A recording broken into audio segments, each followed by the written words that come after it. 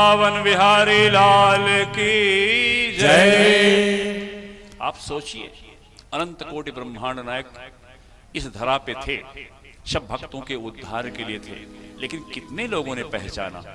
हर व्यक्ति उनको मारना चाहता है, उनको निंदित करना चाहता है, उनको नीचा दिखाना चाहता है। इसी श्रृंखला में राजा साल्व, जो भगवान शंकर जी की तपस्या किया, जो शिशुपाल का दोस्त था, शिशुपाल की मौत का बदला लेने के लिए भगवान शिव से तपस्या किया, भगवान शिव की, और उनसे शौभ नामक एक अभेद जिसका नष्ट नहीं कर सकता ऐसा उनसे विमान प्राप्त किया।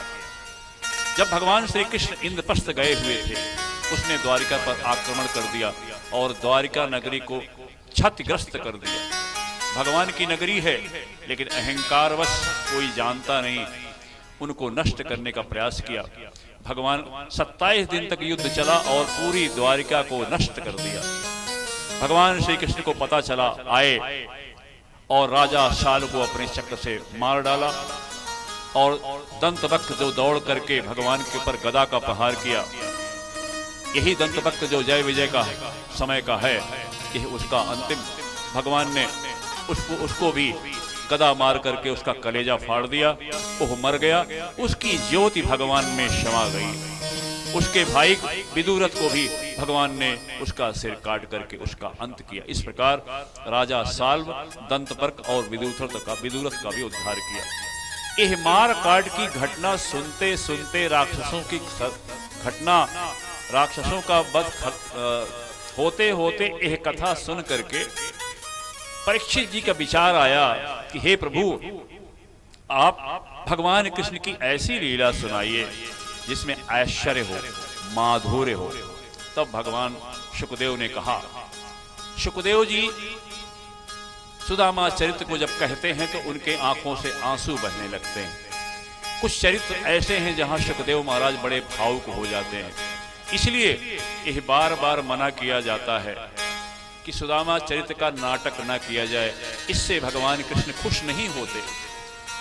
उनके भक्त की दयनीय दिशा दिखाना, उनका मजाक रूप दिखाना, उनको दयनीय दिखाना, कभी भक्त दयनीय नहीं होते, दरिद्र नहीं होते, गरीब नहीं होते। वो भगवान के प्रेम में अपने मित्र से मिलने आए थे, कुछ मांगने नहीं आए थे। लेकिन हमारे यहाँ जो दर्शन होता है कि बहुत ही दरिद्र थे, इसको भगवान कृष्ण पसंद नहीं करते, स्वीकार नहीं करते। इसलिए ऐसे प्रकार के नाटक जो सुदामा जी के विषय में किए जाते हैं, उनका प्रदर्शन सही ढंग से ना होने के कारण इसको हमें निंदित करना है, इसको हमें नहीं होने देना है। इसलिए आज सुदामा चरित्र पे कोई नाटक नहीं हो रहा है। भगवान शुकदेव महाराज कहते हैं कि सुदामा जी एक ब्राह्मण थे, भगवान श्री कृष्ण के परम मित्र थे, उनके साथ विद्या प्राप्त किए हुए थे। वो ब्रह्मज्ञानी हैं, विरक्त हैं, शांत चित्त हैं, जितेंद्रिय हैं, और उनके मन में आया, उनके गरीबी है, लेकिन गरीबी का एहसास उनको नहीं है। लेकिन उनकी पत्नी, उनके बच्चे निश्चित रूप से उस गरीबी का शिकार हो रहे हैं, लेकिन सुदामा जी को कोई असर नहीं है। भगवान ने सोचा कि मेरा मित्र इतना गरीब है, हमारे पास आएगा नहीं, और मैं इसको कुछ देना चाहता हूं। परिणामतः एक संत का वेश बनाए और उनके घर पहुंच गए भगवान कृष्ण, साधु का वेश बना करके कि हे देवी भिक्षा दो।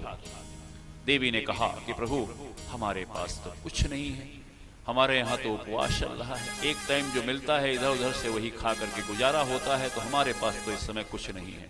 बोले क्यों?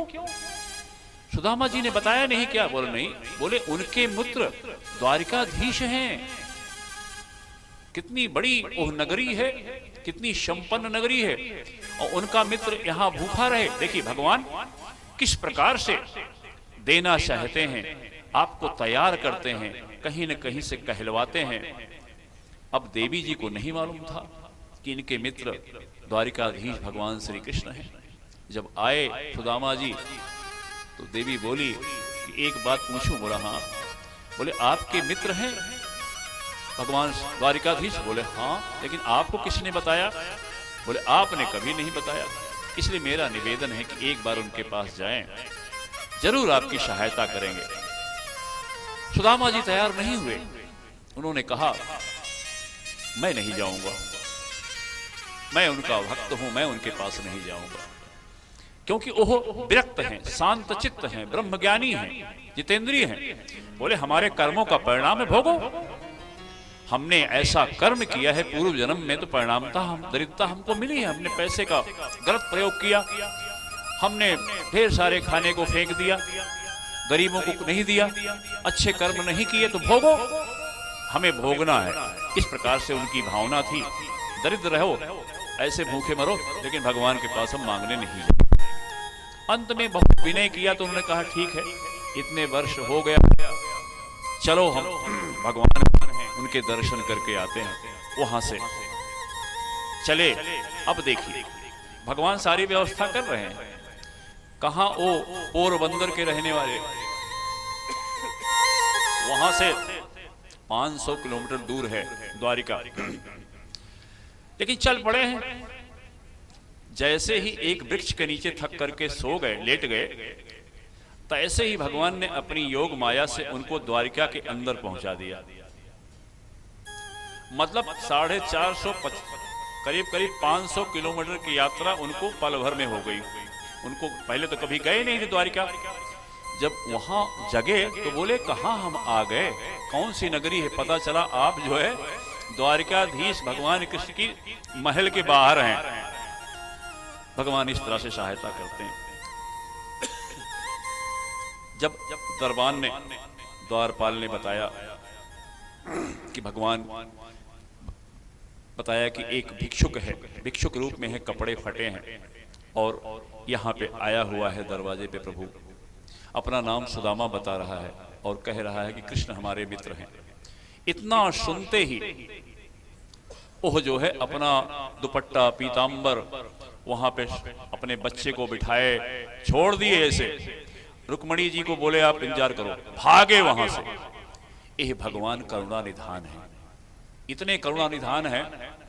ऐसे हूं प्रभु सेवक बस अहि, आप खाली उनके भक्त बन जाओ, बाकी जिम्मेदारी उनकी है। हाँ, जो हमने प्रारब्ध कर्म किया है उसको झेलने की क्षमता देंगे।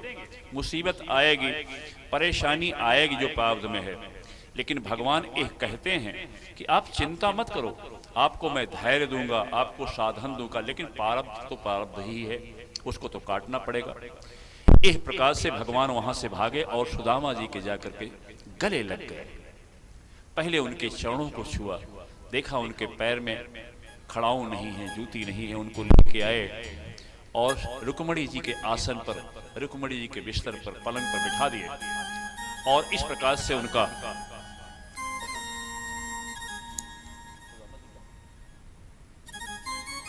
और इस प्रकार से बताऊंगा, इस प्रकार से वहां पे उनका चरण धोने लगे। बोले लाओ कटोर लाओ, बड़ा बर्तन लाओ, परात लाओ, इनका पैर पखारना है, हमारे ब्राह्मण हैं।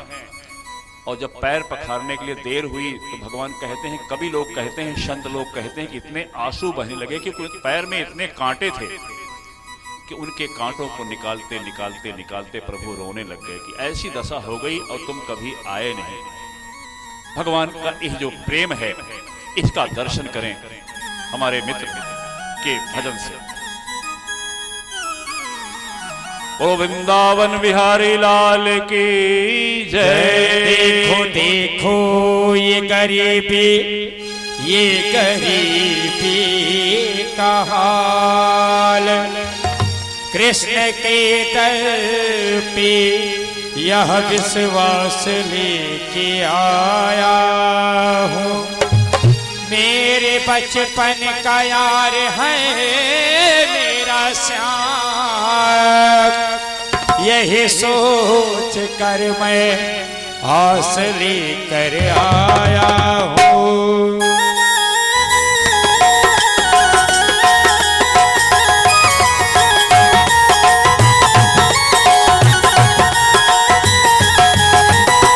हरे द्वार पालो कन्हैया से कह दो, दर पे सुदामा गरीब गया है, दर पे सुदामा गरीब भटकते न जाने कहाँ से, भटकते भटकते न जाने कहाँ से, तुम्हारे महल के करीब आ गया है, तुम्हारे महल के करीब आ गया है।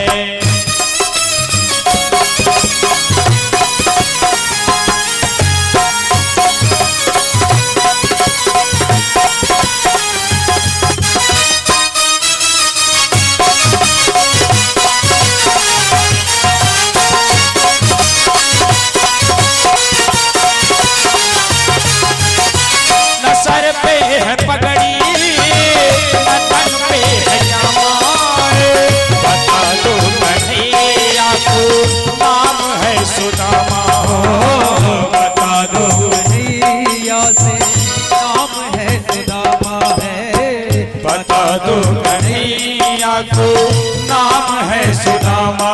ओ न सर पे है पगड़ी न तन पे है जामा, बता दो कन्हैया को नाम है सुदामा प्यारे, बता दो कन्हैया को नाम है सुदामा।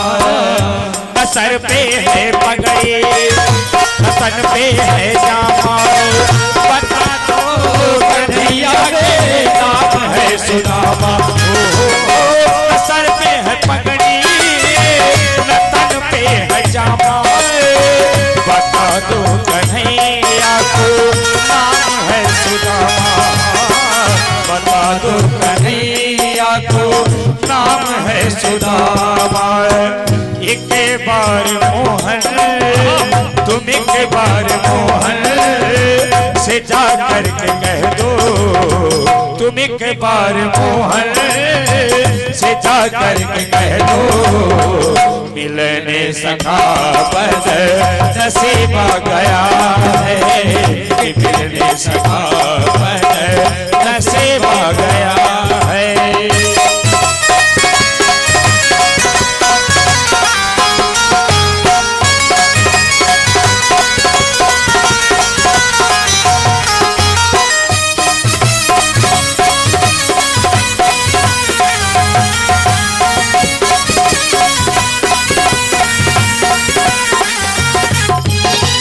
सुनते ही दौड़े चले आए मोहन, लगाया गले से सुदामा को मोहन हो, लगाया गले से सुदामा को मोहन हो।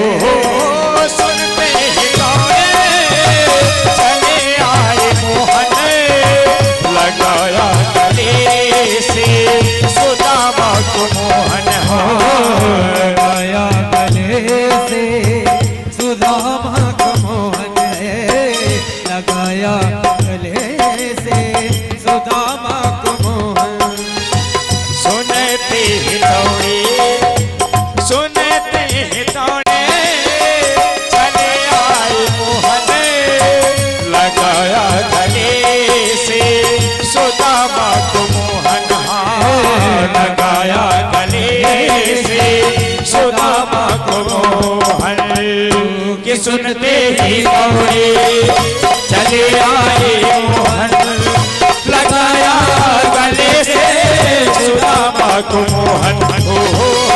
सुनते ही दौड़े चले आए मोहन, लगाया गले से सुदामा को मोहन, लगाया गले से सुदामा को मोहन।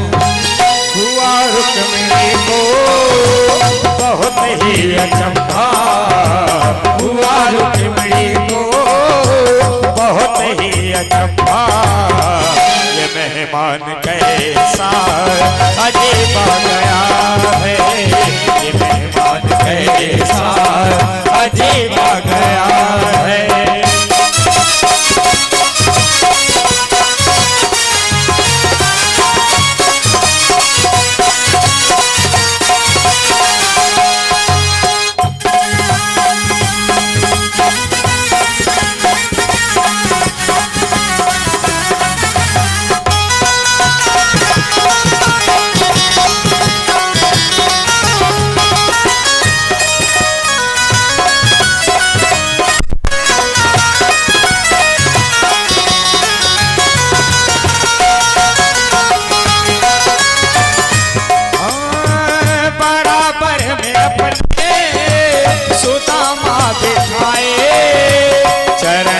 आंसुओं से श्याम ने धुलाए हाथ। चरण आंसुओं से श्याम ने धुलाए। बड़ा पर में अपने सुदामा बिठाए। चरण आंसुओं से श्याम ने धुलाए हाथ। चरण आंसुओं से श्याम ने धुलाए। बराबर में अपने सुदामा बिठाए। चरण आंसुओं से श्याम ने धुलाए। बराबर में अपने सुदामा बिठाए। चरण आंसुओं से श्याम ने धुलाए हाथ। चरण आंसुओं से श्याम ने धुलाए। और न घबराओ प्यारे तुम, न घबराओ प्यारे जरा तुम सुदामा। न घबराओ प्यारे जरा तुम सुदामा। खुशी का समा तेरी करीबा गया है। खुशी का समा तेरी करीबा गया है। मिलने समा नसीबा गया है। ये मेहमान कैसा अजीबा गया है। खुशी का समा तेरी करीबा गया है। खुशी का समा तेरी करीबा गया है।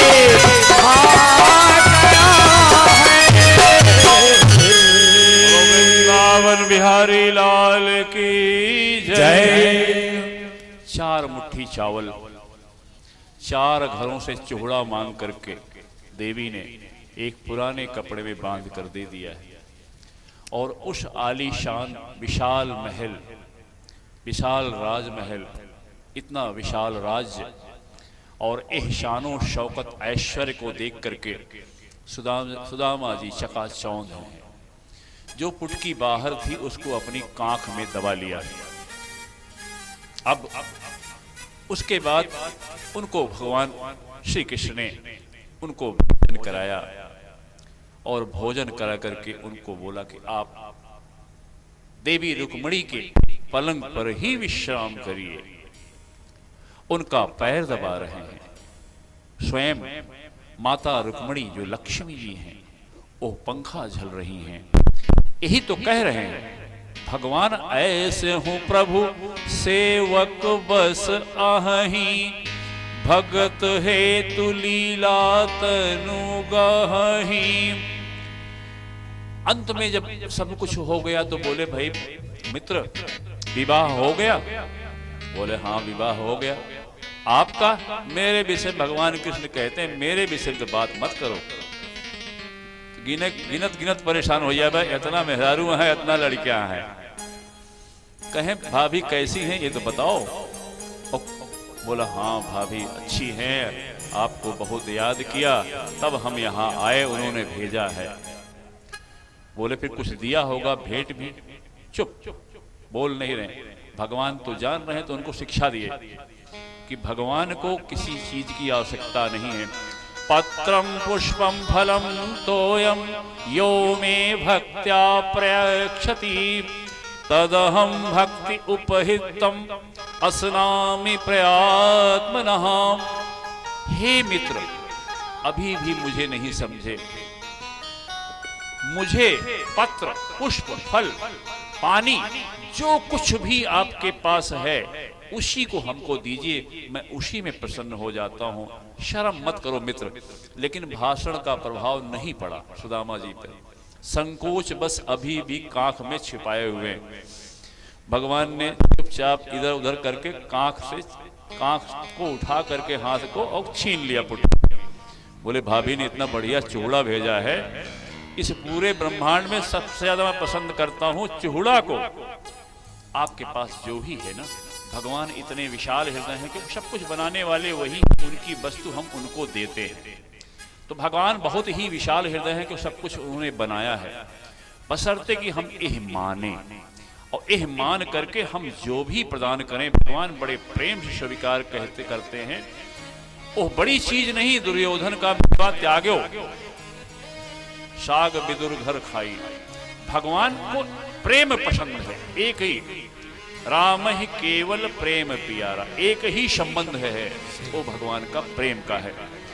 भगवान ने एक मुट्ठी चूड़ा खा लिया, दूसरा खाने को हुए तो रुक्मणी देवी ने हाथ पकड़ लिया, बोले आपने एक ही चूल्हे में तीनों लोक की संपत्ति दे दी, बाकी क्या करेंगे लोग। खैर, संत लोग अपने अपने हिसाब से विचार व्यक्त करते हैं, भगवान तो कृपा निधान है। और उसके बाद वहां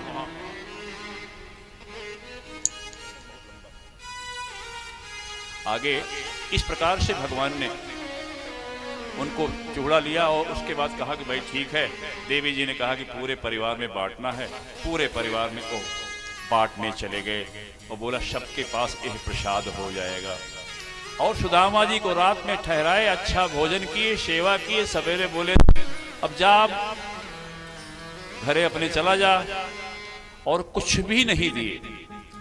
सुदामा जी तो संतोषी हैं, लेकिन सोचे कि भाभी ने वहां से हमारी सुशीला पत्नी ने भेजा है और भगवान ने कुछ नहीं दिया, तो एक कृपा है इनकी, क्योंकि इनको मालूम है कि मुझे पचेगा नहीं, मैं भगवान को भूल जाऊंगा। ऐसे बात सोचते सोचते वहां से चल दिए वापस।